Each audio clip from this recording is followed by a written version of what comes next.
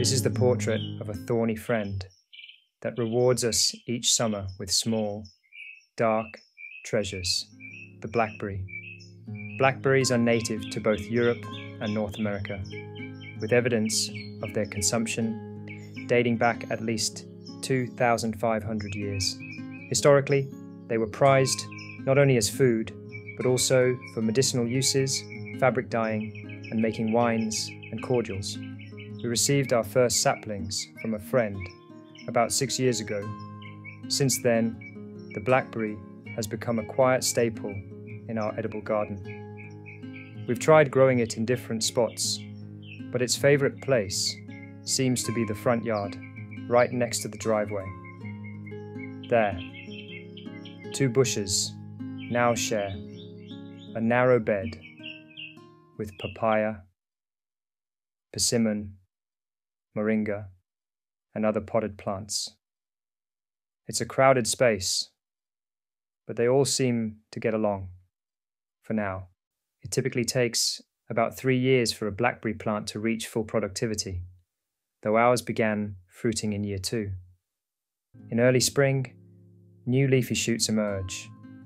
The compound leaves, usually 3 to 5 pointed leaflets, are serrated, dark green on top, and lighter underneath. In late spring to early summer, small white flowers appear in loose clusters, attracting bees and other pollinators. By mid-June, the first ripe blackberries arrive.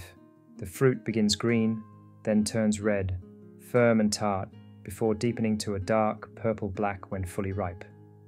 That's when the sweetness comes in, balanced by a bit of tang and an earthy, floral undertone.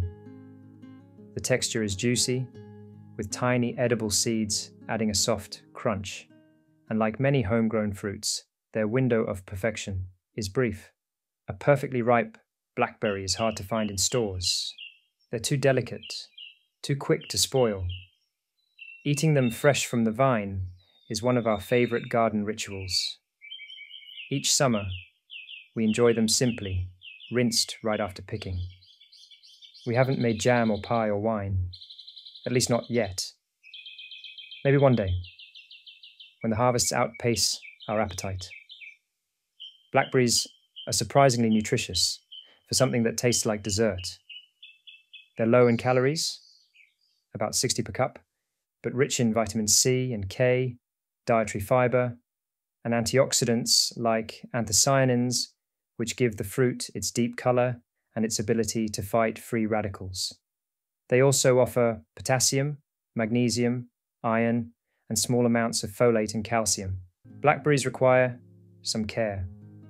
They thrive in full sun and well-drained, fertile soil. In spring, we add compost to boost nutrients. During dry spells, we water regularly, but avoid overwatering.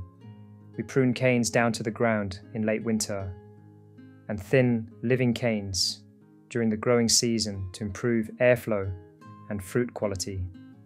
The plant is eager to grow, sometimes too eager.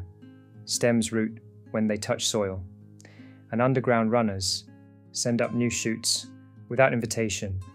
We've learned to remove extra shoots to keep it contained. And yes, we mulch generously. It helps with moisture, weeds, and soil health.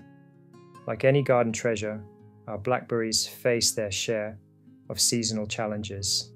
We've learned to manage leaf and cane spot through careful pruning, removing diseased growth and maintaining good airflow between plants.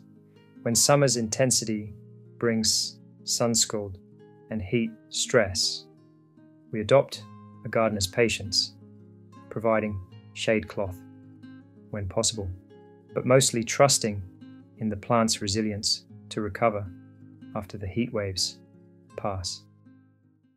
All in all, the blackberry bush, thorny, determined, and generous, continues to thrive in our front yard. It's not always tidy and not without effort, but it's always rewarding. Each summer, when the berries begin to ripen and the stems reach out in every direction, we're reminded of how alive and abundant this garden can be.